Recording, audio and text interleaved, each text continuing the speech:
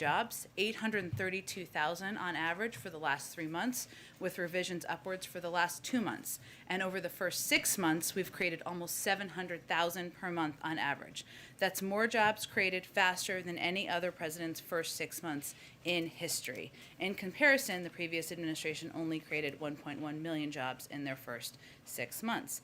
And just last week, new GDP figures showed the United States economy has now made up the losses of the last 18 months and surpassed the pre-pandemic peak. I will note, as always, there may be ups and downs, but thanks to the strong foundation from the American Rescue Plan and the tools it gives us, as well as our vaccination program positions us to weather any challenges without going backwards or shutting down our schools or our economy. I also wanted to note, it's an exciting ringtone. Okay, that yesterday, President Biden released a statement on progress we've made expanding access to quality, affordable health care, a huge priority for him, with the expansion of the special enrollment period, which goes through August 15th. In February, we opened a special enrollment period to provide all Americans the opportunity to sign up for health insurance. In March, President Biden signed the American Rescue Plan into law, lowering premiums and saving families an average of $50 per person per month. And later in March, we extended the enrollment deadline to August 15th. 5 months later, the results are clear. More than 2 million Americans have signed up for health coverage. That's exciting. And we also launched a summer sprint to coverage campaign earlier this summer, leveraging robust paid media, increased community outreach, and more to get Americans signed up. So for those who don't have health care, go to healthcare.gov and you can sign up there and get more information. Also wanted to provide you all an update on COVID. Today we recorded 821,000 total vaccinations. This is the second day in a row we have got more than 800,000 total shots. The first time we've done this since June 30th and July 1st. Overall, more than 3.2 million Americans have gotten newly vaccinated over the past 7 days. And importantly, as we've seen as a trend over the last few weeks, states with the highest case rates are seeing their vaccination rates grow the fastest. So as we've said from the start, that's exactly what it's going to take to get us out of this pandemic. More Americans stepping up and doing their part to get vaccinated. In addition to encouraging trends on the vaccination front, we're seeing with the pace of vaccinations, we're seeing growing momentum on requirements. And we've seen a number of announcements out this morning. We expect that certainly to continue. So as you know, last week the president announced new requirements for federal employees and contractors and asked the private and public sectors, universities and healthcare systems, state and local governments, and other institutions to take steps. And many of them are answering his call to action. So this week, one of the largest nursing home chains announced they'd require vaccinations for employees. Massachusetts will require vaccination for nursing home staff, and Maryland and Virginia announced vaccination requirements for state employees. I'd note 2 of those 3 states are led by Republican governors. Just today, United Airlines announced it will require all of its roughly 85,000 employees to be vaccinated by the end of September. So our message is simple. We support these vaccination requirements to protect workers, communities, and our country, and we hope to see even more action from the public and private sector over the coming weeks. Last piece for all of you, lots going on here, as you all know. This week, the administration officials held virtual listening sessions with groups representing landlords and tenant advocates to discuss state and local disbursement of emergency rental assistance funds and ways to protect renters from evictions. This is part of our ongoing outreach and ongoing effort to get money out in states and localities. Landlords offered ideas on how grantees might speed delivery and increase access to rental assistance, and tenant advocates expressed challenges renters are facing in accessing emergency rental assistance funds, both issues we want to work to address. In both meetings, administration officials reiterated the commitment made by President Biden that our administration will not rest, nor should state and local governments, until emergency rental assistance dollars reach Americans in need. And as we know, given the rising urgency of containing the spread of the Delta variant, the president's overriding goal is, of course, keeping the American people safe and ideally in their homes. As part of this effort, the CDC has used the legal authority that Congress provided and developed the requisite record for a new targeted and dynamic eviction moratorium focused on counties with high or substantial case rates to protect renters and to help stop the spread of this new and more transmissible COVID variant. The administration believes that this is a proper use of a lawful authority to protect the public health, and the Supreme Court has not ruled otherwise. Ultimately, we hope these combined efforts will keep as many Americans safe and housed as possible. I usually have a week ahead. I will note for all of you that we expect the president to be here for a few days early next week. As you know, the Senate also is expected to be, and we will keep you updated as we know more specific details about his travel plans. Zeke. First, on COVID, some developments in the states this morning. In Arkansas, a judge there blocked the state from enforcing its ban on schools and enforcing mask mandates. I was wondering if the White House had any reaction to that, and then similarly in Florida, where the legislature there was passing essentially a voucher program to allow parents to pull their kids out of school if there were mask requirements they didn't like. What's the level of White House engagement right now with all of these different state governments, and for folks who are sort of puzzled by all these federal guidance, state guidance? What's the advice from the White House to parents worried about their kids in school? Well, since you reminded me, I also want to, for anyone who doesn't know Kevin Munoz, he's one of the amazing people on the press team who does COVID, so just reminded me. We call him Dr. Munoz because he's such a specialist in this area, so I pulled him out here with me today.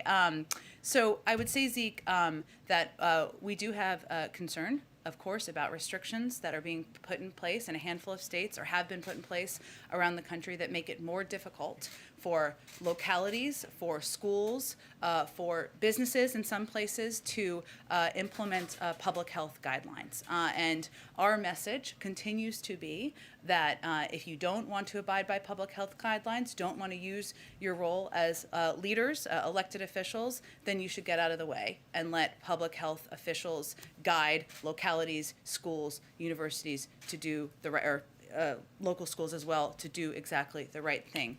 I think you heard yesterday, or those of you who are here heard Secretary Cardona convey, as it relates to schools specifically, that we do have information from our public health experts, from the CDC, on how we can open up 100% of schools and keep them open in the fall. That's our objective. The only thing preventing that would be if officials in different states and localities put in place restrictions that make that challenging or impossible. And that is certainly concerning to us.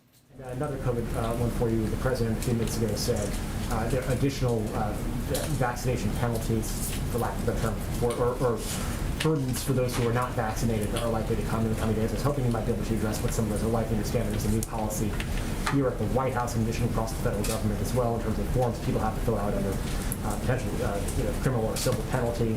But is the White House looking at requiring vaccinations for all nursing home workers nationwide, or for people flying on domestic airlines? I understand the foreign component still in the works, but is domestic travel vaccination requirement something that's under consideration? Well, I know there was also, in addition to the president's comments, some reporting overnight as well that a number of you have asked us about, understandably. And I would say that and the president's comments certainly reflect what we always do in this administration, which is discuss policy options about how we can continue to mount a wartime response against the virus. So what he was conveying, and I think if for those of you who have asked us about reporting overnight, yes, there are early conversations, early discussions about a range of options. Those are all early stage, they're pre-decisional, and I don't have any policy decisions to preview for you because we're not at that point in the process. I know you didn't ask me about this, but since others have, I would also note that there has been some reporting around discussions about around cruises in universities, and that would not be accurate. Just from a broader 30,000-foot standpoint, why is the administration sort of acting so slowly here? You're highlighting all the different efforts, businesses and some states are taking on this vaccination front. Shouldn't the White House sort of lead in the front here to sort of try to really increase the sort of maybe wield that stick a little bit more for people who are still waiting on the sidelines and not rolling up their sleeves? Well, Zeke, I would say that the president led 8 days ago by delivering a speech where he conveyed that the federal government would be taking actions, conveyed that there would be requirements for federal government employees and contractors, and also asked the public and private sector to take actions on their own. And we're seeing that happening. So we are going to consider a range of options. There are factors, as I think you all know, as you consider these policy options, pros and cons. We're making all decisions through the prism of what is in the interest of public health, but we're going to let that policy process see itself through, and certainly we want to make decisions as expeditiously as possible. Go ahead. Thanks, Jen. Given the strength of today's jobs numbers, has the president decided that he's not going to seek to renew the beefed up unemployment benefits when they expire next month? I know earlier this summer he said that it would make sense to let them lapse, but that was before the Delta variant really took hold. There has not been any decision about this at this point. He's still deciding whether to ask to renew them, whether to seek to renew them or not. Correct. At this point, they're expiring at the beginning of September. Nothing has changed on that front, but a final decision has not been made. And then on Afghanistan, the Taliban has made big gains this week. They're surrounding a number of cities. They've taken control of a provincial capital. They assassinated government officials. Has all of that caused any reflection, second thoughts on the part of the White House when it comes to the Afghanistan policy or any changes in the strategy there? Well, first, let me strongly condemn, on behalf of the government, of course, the assassination of Dawa Khan Manipal, the director of the Afghan Governmental Information Media Center. His murder follows the bombing attack in Kabul earlier this week that targeted the acting Afghan defense minister. The Taliban has claimed responsibility for this later attack, and there's no reason to doubt reports they are responsible. Additionally, there are credible reports, as you've touched on, of atrocities and retaliation against civilians in other Taliban-controlled areas, which, of course, we are closely tracking and concerned about. If the Taliban, our view is that if the Taliban claim to want international legitimacy, these actions are not going to get them the legitimacy they seek. They do not have to stay on this trajectory. They could choose to devote the same energy to the peace process as they are to their military campaign. We strongly urge them to do so. This is what the Afghan people so urgently need, deserve, after decades of war, and is very much in Afghanistan's neighbors' interest to invest renewed energy into a peace process that promotes a peaceful Afghanistan and stable region. As it relates to the decision, we knew from the beginning, and the president would be the first to say this, that there are difficult choices a commander-in-chief needs to make on behalf of the American people. He made clear, the president made clear, after 20 years at war, it's time for American troops to come home. And as he said at the time, the status quo was not an option. The Taliban was prepared to attack U.S. and NATO troops after May 1st, which was the deadline for our departure. He also feels and has stated that the Afghan government and the Afghan National Defense Forces have the training, equipment, and numbers to prevail. And now is the moment for the leadership and the will in the face of the Taliban's aggression and violence. Follow-up question about Afghanistan, please. Thank you very much, Jen. As she asked about the senior journalist has been killed today, Afghan government, Afghan leaders like President Ghani and all leaders in Afghanistan nowadays said that Pakistan is behind of the Taliban activity very systematically. They are injured. Now, Afghan people did not understand that Pakistan is our enemy, or our neighbor, or friend. What do you think? Which role Pakistan should play to bring Taliban the peace process? Our view continues to be it's in the interest of all countries in the region for there to be a political process, peace, and stability in the region. Go ahead, Kelly. Could you describe a little bit about what the overarching ask is within the federal government to look at things like what levers do you have to further spur vaccination? On the nursing home piece, is it using Medicare dollars and linking that to nursing homes? Is it regulatory action? What sorts of things can you help us to understand where that policy might go?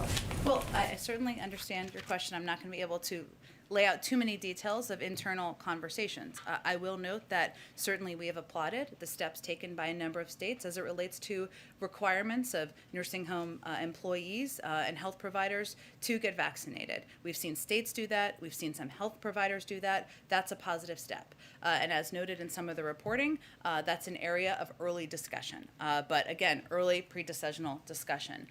We're going to make decisions from the federal government that we believe will save lives and we believe will protect the most vulnerable populations, that will incentivize more people getting vaccinated and bring an end to the virus. There are pros and cons to many of these policies. That's part of the discussion as well. Does it extend to other, we've talked nursing homes, is it affecting travel? Is it affecting other types of businesses? Could you just broaden it a bit for us to understand? There are obviously a number of private sector companies that have taken their own steps. We certainly applaud that.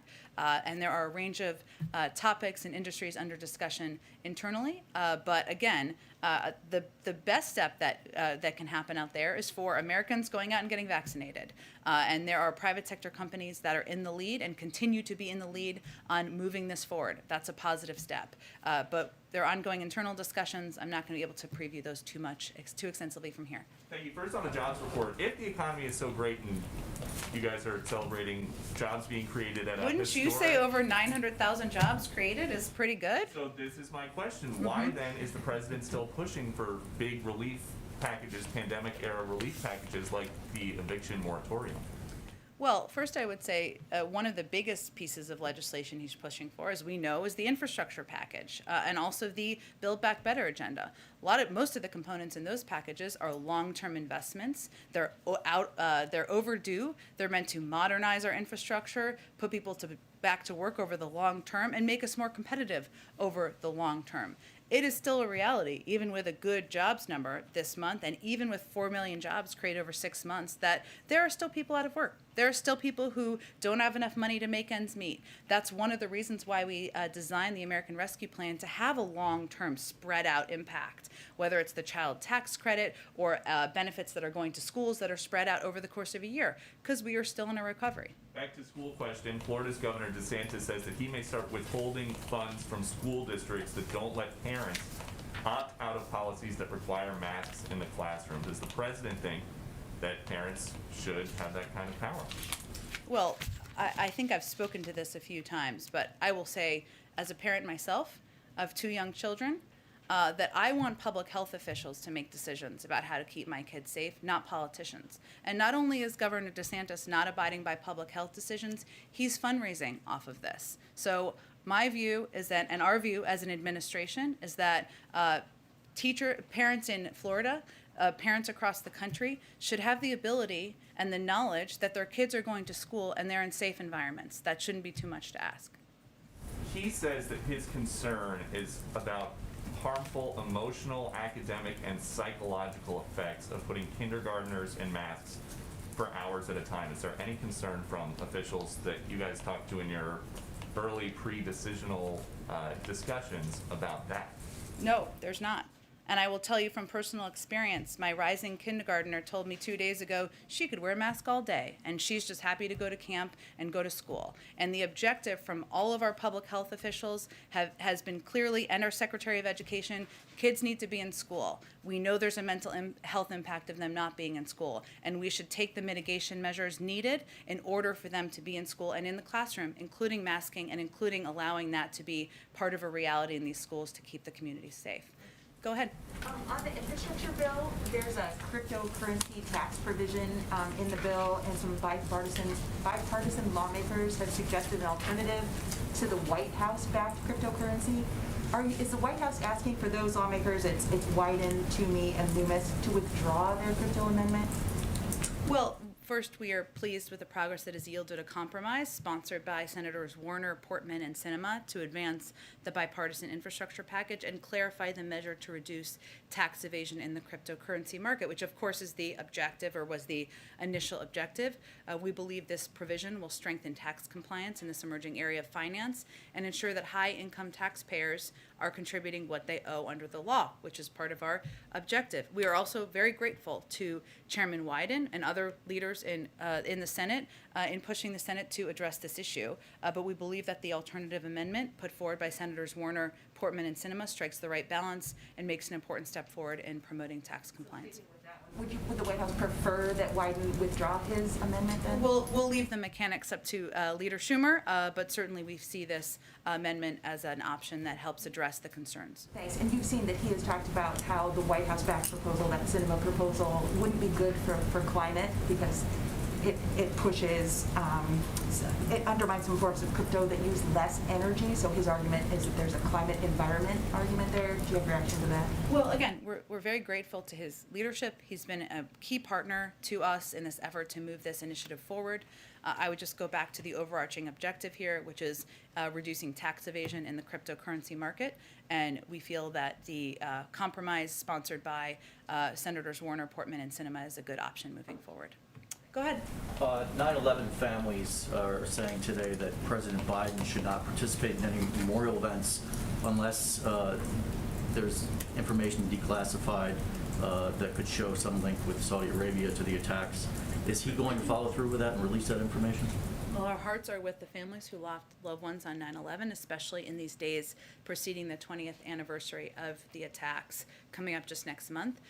I know you didn't ask this, but I just want to share that the White House Office of Public Engagement and the National Security Council staff have had several meetings with groups representing the families of those who perished on 9/11 regarding their document requests and to hear their thoughts on policy priorities. That will continue to be a priority. As a candidate, which you may be aware of, Alex, President Biden made a commitment to 9/11 families to ask the Department of Justice to work constructively on resolving issues relating to the previous administration's invocation of the state secrets privilege, including adhering to guidance issued in the Obama-Biden administration that the invocation of such a privilege be narrowly tailored and not be undertaken to prevent embarrassment to a person or organization. He remains committed to that pledge he made during the campaign. Of course, any steps would be taken by the Department of Justice. Secondly, I want to ask if the president supports a redo in the Amazon union matter. Is he calling for another vote on that? Is he going to publicly advocate for workers on that front? Certainly, the president is a strong supporter of collective bargaining rights and the rights of workers. It has been for decades throughout his career. It would be up for the workers to make that decision, and certainly we would leave that process to move forward accordingly. Go ahead, Asma. There's been some reporting in the Wall Street Journal about a number of business groups calling on the administration to lift or cut these tariffs with China in particular. Can you give us any guidance on the stage of the review and what is going on with the China tariffs? Yes, well, we are always going to use, the president's always going to use every tool in his toolbox, including tariffs to fight against unfair trade practices that hurt American workers, businesses, and farmers. And he's been very clear that he thinks a go-it-alone strategy is a losing one. We're a stronger one when we work with our allies and unite the world's GDP. I know we've talked about an ongoing review, including tariffs. I don't have any preview for you or a timeline for that conclusion. Go ahead. Jen, with respect to the government exercising its federal authority around vaccines, you said that the conversations are pre-decisional. What is the timeline for getting to decisional? Are we talking days, weeks, months? Do you guys have a sense on when you'll have a determination on some of these discussions?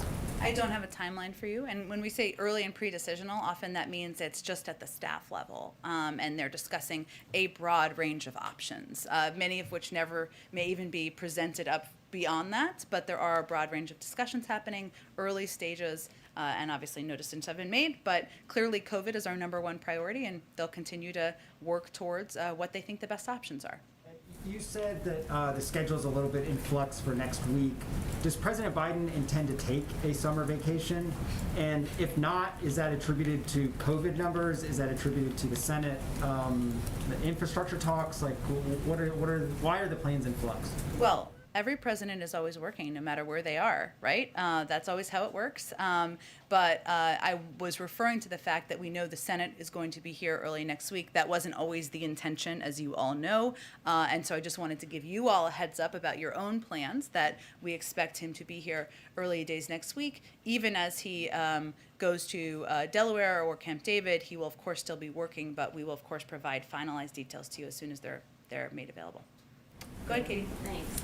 The number of migrant children arriving alone at the border continues to remain high each day, and they're telling attorneys and advocates that they can wait as long as a month at least to talk to a sponsor or somebody in the United States or a family member. So is a month-long stay in detention acceptable to the president given the ongoing pandemic and the spread of the variants?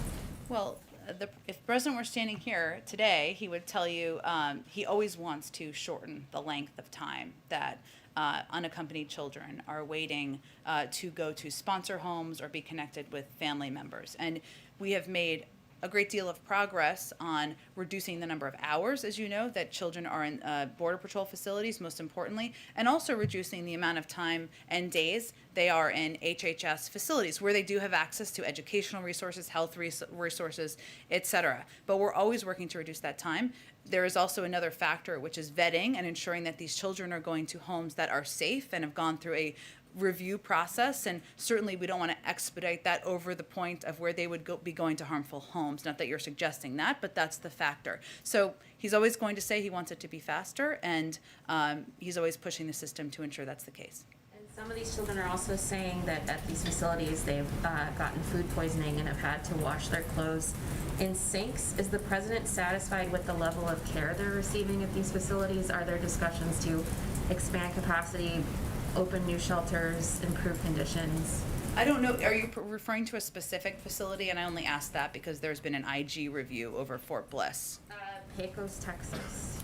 Okay, well, I would say that there has been, I'm not sure if that's exactly the location, but there has been a review of Fort Bliss by the Inspector General, one that our team at HHS has been participating in, and certainly as conditions, as our HHS team is made aware of conditions that are problematic or concerning, they have taken steps to address them, whether that is providing additional personnel, additional resources. That has been the ongoing case throughout the last several months, but we can see if there's more details on that particular facility. Go ahead. Just to follow up on Nancy's question, you said no final decision's been made on the UI expiration.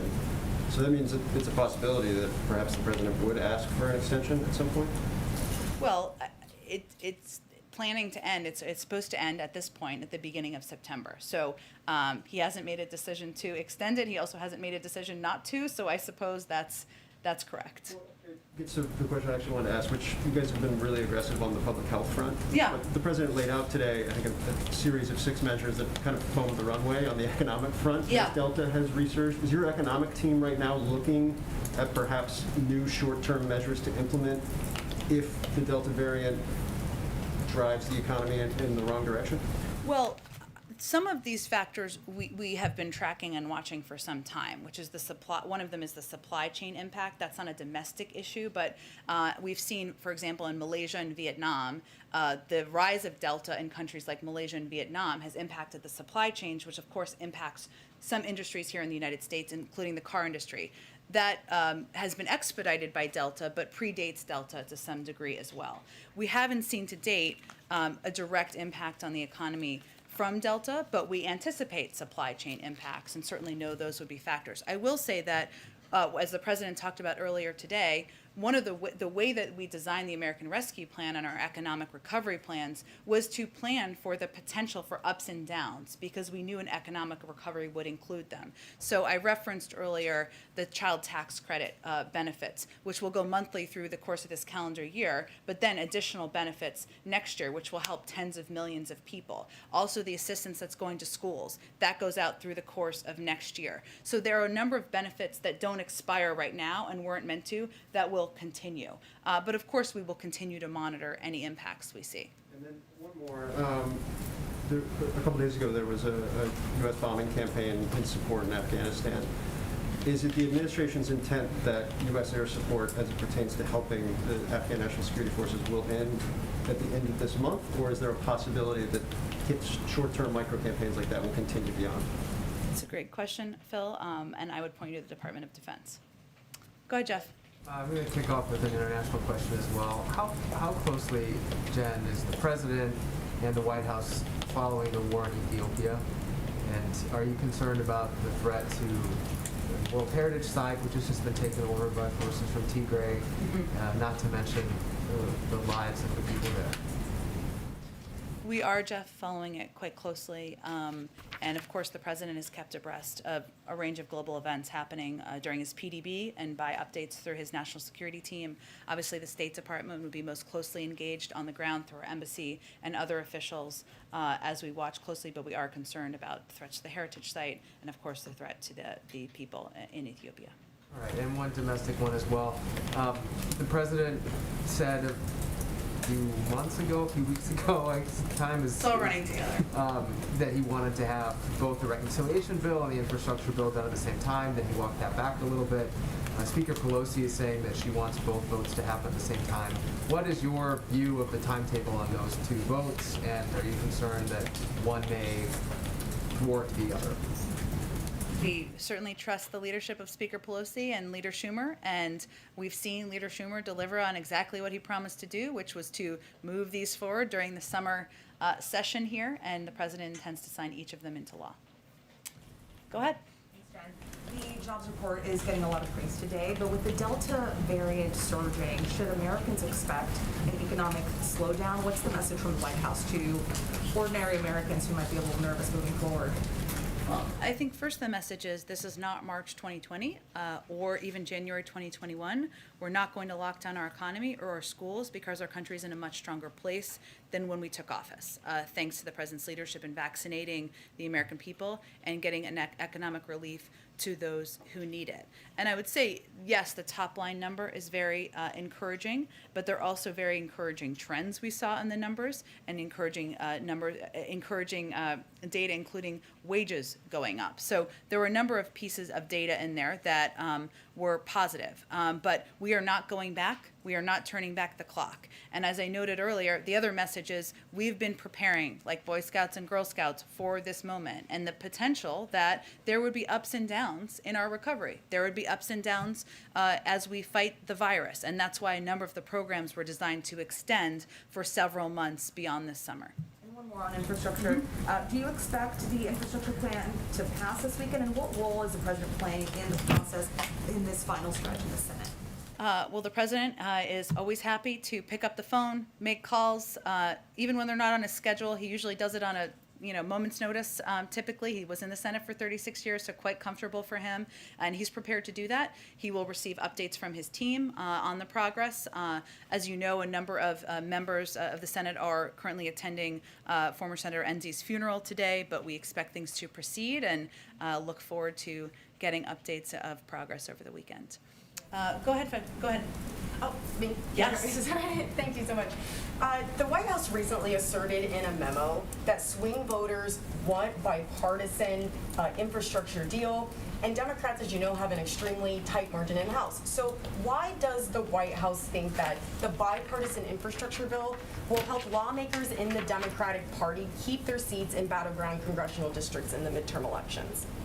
Well, because the polls showed that 87% of battleground voters surveyed said they would be more likely to vote for a candidate who supports investing in our country's infrastructure, helping grow our economy, and securing our supply chain, investing in American manufacturing. That's exactly what the president's agenda is, what the Build Back Better agenda is, what the bipartisan infrastructure bill is. It's also reflective of the fact that for most people, the economy, making sure they have a good job, they're getting through the pandemic is front and center, but that was reflected in the DCCC zone poll. And while the president may not be taking a vacation, he is in Delaware, and it's a place that he goes often on the weekends. Why is it important for the president to visit his Delaware residence so frequently? Because it's his home. You like going home, right? So does the president. He's human too. Go ahead. In April, Ron Klain said the Education Department was reviewing whether the president could forgive student debt. He told us that it would be done in a few weeks. When can we expect that? We're past weeks where in August and just next month the pause is going to end, as you know. I don't have an update on that. I will say that, and somebody asked this, it may have been you, but I don't think it was, about also student loan forbearance, which is expected to expire at the end of September. Slightly different, but also hugely impactful. I expect we'll have more on that soon as well. There are some insurance companies, experts signaling that we may see vaccination status kind of be held against people when it comes to their insurance. Basically, if you chose not to get vaccinated, the leniency provided over the pandemic so far on cost co-pays might go away. I'm curious if the administration has been talking to insurance companies about this and what your reaction is. Yeah, it's an interesting question. I'd have to talk to our health team about that specifically. I haven't had a chance to do that yet. Go ahead. You just mentioned wages are going up in this jobs report. At what point do you worry that there might be inflation that is here for the longer term versus just in the short term right now? Well, clearly the inflation is the purview of the Federal Reserve, and we refer to their projections. As you know, they've continued to project and haven't changed this, that, well, there will be an increase in inflation this year. They expect it to be transitory, and they expect it to come back to normal levels next year. That has not changed. And we knew that as the economy turned back on, that could be a reality. But we rely on those projections, and we take it seriously and monitor it closely. Just to follow up on the federal unemployment benefits, is the White House willing to acknowledge that that might be a reason now that more workers are returning to the workforce after they've been expired now for a month and a half in some places? We don't see any evidence in the available data that some states ending unemployment benefits early had any impact on today's incredibly strong numbers. We are seeing strength across the economy and across states and regions, of course, but that's thanks to a number of investments that have helped get people through this difficult time and get them back to work. We know there's more that needs to happen, but we haven't seen evidence of that data to date. What do you see as the main reason for the strength in the number today then? Vaccinations. Go ahead.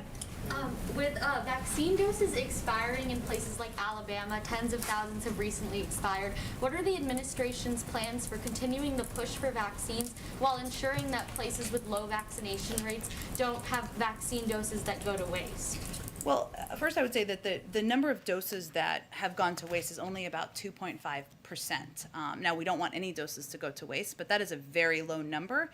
And we made some changes several weeks ago, maybe even more than that, where states and governors can order the number of doses they think they need. We also work with states and localities to ensure they are following best practices in order to get them out to communities to reduce the potential for any wastage. But those efforts will continue, and certainly we want to do everything we can to reduce the wasting of doses.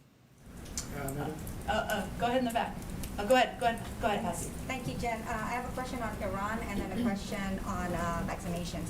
So CENTCOM investigation has concluded that the drone used in the Mercer Street tanker attack was produced in Iran. There's a UN Security Council meeting on this today. What is the U.S. position and what steps are you willing to take to hold Iran accountable? And then I have a different question on vaccines. Okay. Well, this morning, U.S. Central Command issued a statement on the investigation into the July 30th unmanned aerial vehicle attack on the motor tanker Mercer Street. We concluded that U.S., and it was noted in the statement, I should say, based on evidence that this UAV was produced in Iran.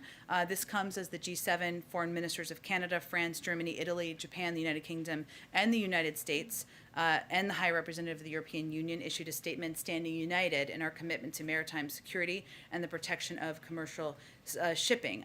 As outlined in the statement, we condemn the unlawful attack committed on a merchant vessel off the coast of Oman on the 29th of July, which killed a British and Romanian national. This was a deliberate and targeted attack and a clear violation of international law. We call on Iran to stop all activities inconsistent with relevant UN Security Council resolutions. We know, as you noted, there is going to be some conversation up there. We call on all parties to play a constructive role in fostering regional stability and peace. In terms of any action, I'm not in a position to preview that. Obviously, there's discussion with the G7, with the UN Security Council, and others. Okay, and a question on vaccine. You've addressed a couple of days ago on the question on WHO urging wealthy countries to not provide booster shots until lower income countries have had more vaccinations. And you said that the U.S. can do both. We can provide booster shots as well as help the world vaccinate its people. My follow-up to that is in the determination of whether or not booster shots are needed, would the FDA include research or modeling on what is the more effective method to stop the emergence of new variants, whether it's providing booster shots or maybe it's better to, if we ship those vaccine doses to countries who need it, including like the 2.5% of the wasted doses that you just mentioned?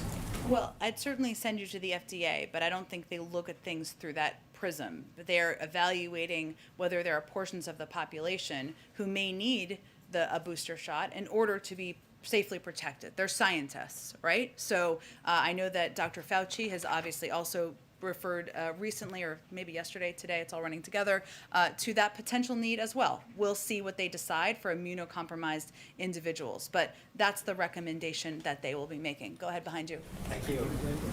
Go ahead. Thank you, Jen. Okay, No, go ahead. Thank you.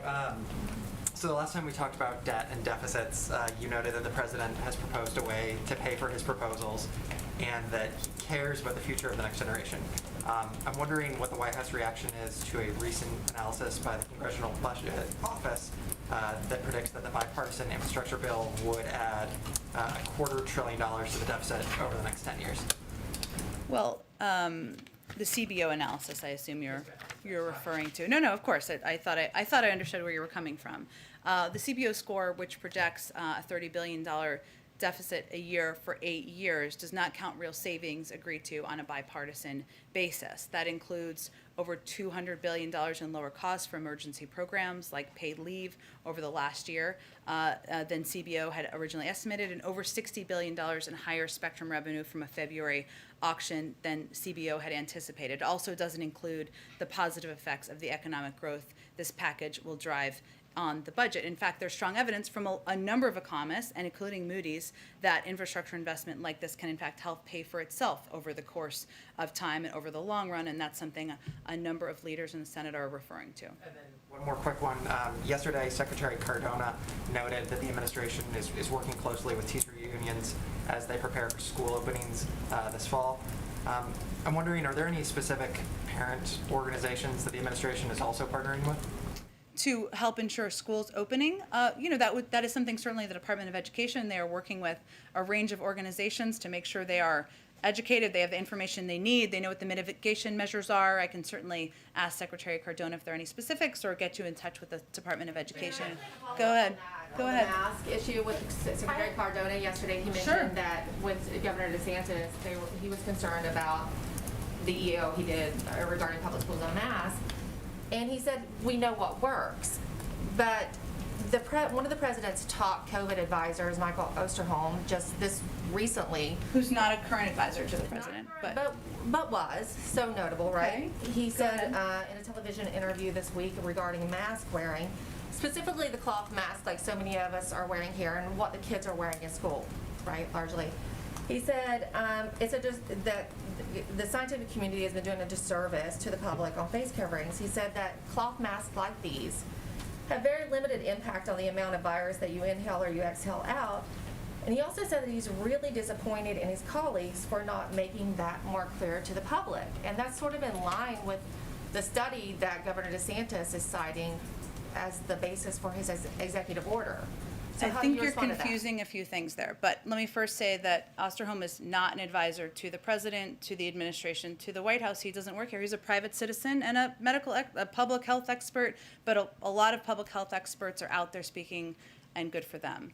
I will say that we are going to continue to rely on the advice of medical experts in the federal government on what kind of masks we all should wear, what kind of masks kids should wear, and if they change that advice, then the Department of Education will be working with schools to make sure that's implemented as a mitigation measure.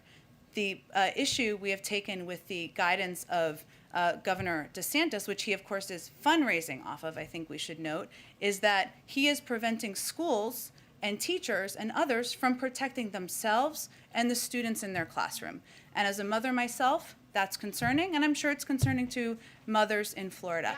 I think we're going to have to continue. Go ahead. I think we've got to continue. Go ahead. You had a very long question. We've got to continue. Go ahead. I'm sorry, Emerald. We're going to continue. Go ahead. On the vaccine grants for India, what's your understanding on why the jabs haven't gotten onto the arms in India? And is this failure only because of the indemnity that's involved, or is there a timeline that you can sketch out for us? As why more people are not vaccinated in... Why haven't the vaccines reached India, the U.S., the grant that was announced? Well, I would say first that we have seen in some places that there are legal issues or regulatory issues that need to be worked out country by country as we are delivering vaccines. The holdup is not on this end, but we are eager to get vaccines and continued assistance to the people of India and want to continue to be a part of the arsenal of solving the pandemic. Is there a timeline that that has come out in the discussions when Secretary Blinken was in India? Yeah, it's a great question. I would point you to the government of India and see if they have more updates, but we are eager to continue to be partners with them, to continue to provide assistance, including in the form of vaccines. Raquel, go ahead. Thank you so much, Jen. Yesterday, the National Security Advisor met with the Brazilian president. And I want to know if you have more information about this meeting. What was the message that President Biden wants to convey with the Brazilian president with this meeting? Yes, so National Security Advisor Jake Sullivan and a delegation are in travel right now to Argentina. They concluded their trip to Brazil just yesterday, and Mr. Sullivan did meet with President Bolsonaro. He reiterated that the U.S.-Brazil partnership is one of our most important relationships in the hemisphere. As the hemisphere's two largest democracies, the United States and Brazil have a stake in each other's success, and we should be working together to advance ambitious climate goals, successfully combat the COVID-19 pandemic, and build back better in the region. And certainly this, as the National Security Advisor's first trip there, shows how important our relationship with Brazil and Argentina is. Did he pressure President Bolsonaro on climate change, on deforestation, and also there are many investigations right now on the Brazilian president, including about his claims that there will be a fraud in the next Brazilian election next year. Did the White House also discuss this? Is this something that concerns this administration that puts the democracy on the center of foreign policy as well?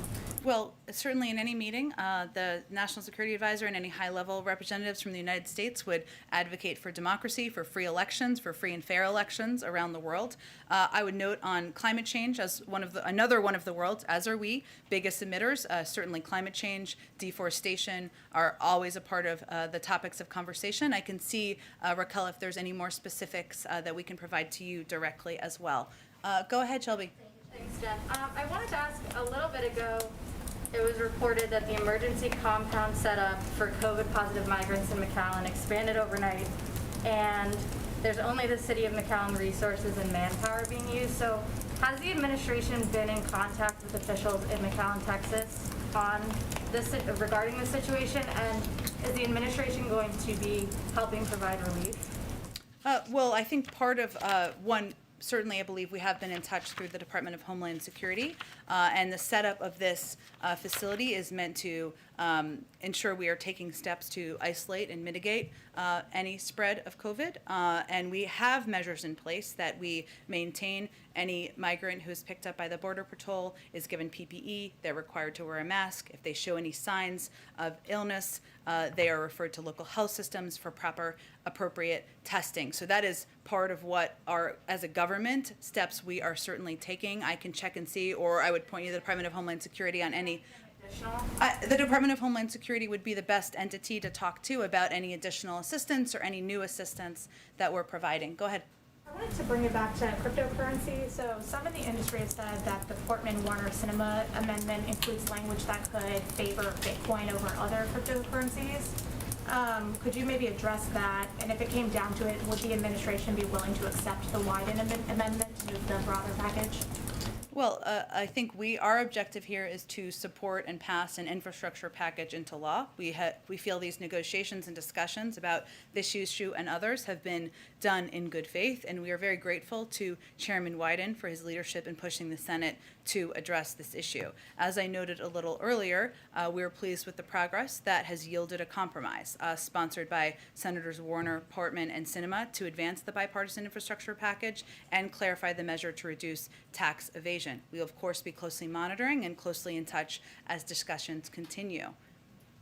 Josh, is that you? It is. How are you? Very well. Good. You didn't raise your hand, but I haven't seen you in here yet, so it's a Friday. Do you have a question? Sure, why not? So the administration is having the Justice Department defend the new eviction moratorium. Given that the president pretty openly mused about the fact that he wasn't even sure whether this passed constitutional muster, and that a number of leading experts he's consulted with feel it does not, isn't he putting them in a pretty awkward position to be asking the Justice Department to defend something the president himself doesn't necessarily believe is legal? Well, the president would not have supported moving forward with this modified moratorium if he did not feel comfortable and confident in the legal backing. We believe that this is a proper use of a lawful authority to protect the public health, and the Supreme Court has not ruled otherwise. We obviously don't control the courts, but we asked our legal team, asked the CDC, Department of Justice, and others to look into what options there would be. This is different from the national moratorium because it is more limited. It is focused on the areas that are most highly hit by COVID, and it is a short-term extension. Understand there's going to be work happening in courts, but we certainly support and stand by the extension. Go ahead all the way in the back. Yahoo. I'm just going to keep calling you Yahoo. Go ahead. We've spoken a lot about Ron DeSantis and Greg Abbott this week. What are the 2 or 3 Republican governors who are getting things right in the view of the White House right now on COVID? There are a number. We've talked about Asa Hutchinson, who's taken a number of steps. We've also talked about Governor Hogan in Maryland. I talked about him earlier today. I've talked about the governor of Massachusetts. And I've said several times, the vast majority of governors, Republican governors, are doing exactly the right thing. They're putting public health, they're putting policies first, and they're saving lives in the process. And we've seen in a number of these states where they've taken these steps, the rates actually come down because it's having an impact. So that's a positive sign. This is not political to us. We are going to continue to take steps, work with governors, leaders of all political stripes in order to end the pandemic. Thank you, Jen. Thanks, everyone. Oh, I have one more person. I'm sorry. Go ahead. Hello. Hi, Jen. It's Vanessa Tyler from the Black Information Network. I wanted to ask you about voting rights. That's a big concern for the listeners of the Black Information Network. Will the president make voting rights one of those filibuster exceptions? And also, I wanted to know, what is his message to people who are really tired of waiting? Their patience is running out for many items on the agenda, like voting rights, like the George Floyd Justice and Policing Act. I would say his message first is he's with you, and that he is also tired of waiting. He believes voting rights is a fundamental right. It will be a fight of his presidency, and he would love to sign legislation on voting rights and the George Floyd Justice and Policing Act into law. He is also, I would say, not waiting for that to happen in order to take action. He signed a historic executive order into law during his first few weeks in office to put in place additional protections. His Department of Justice has redoubled funding and efforts to ensure they're supporting litigation across the country, and we've already seen them take action. And he has continued, and he has asked the Vice President to lead this effort. So the fight is continuing, it's ongoing, and it certainly remains a priority for him and of his presidency. May I follow up? You have a follow-up. Go ahead. Will he push to make it one of those filibuster-proofed exceptions, voting? Filibuster is, of course, a Senate legislative tool, not a tool controlled by the president. He has not changed his position on that, but he is eager to sign a piece of legislation into law. There's ongoing discussions about that. We're hopeful there'll be progress, and he's going to continue to use the White House, the bully pulpit, and of course, the vice president will be leading this effort moving forward. Thanks so much. Very nice to meet you. All right, thank you. Wrap it up. Have a wonderful weekend.